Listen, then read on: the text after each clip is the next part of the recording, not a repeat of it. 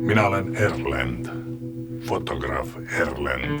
Mina olen Erik, produtsent. Mina olen režissöör Kullar Viimne. Ei, kutsun teid, head sõbrad, 17. veebruaril pidulikule maailma esilinastusele, mis toimub siin Ülemiste Apollos.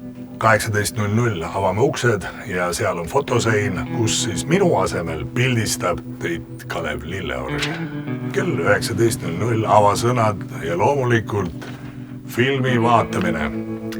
Nüüd kuulake kuldse pileti omanikud. 2020 liiguvad kõik Black Boxi, kus Liiviku pakub ning Rive Catering suupisteid.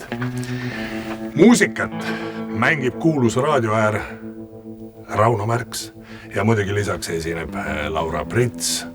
Punkti paneb aasta naisartist Ann-Marleen.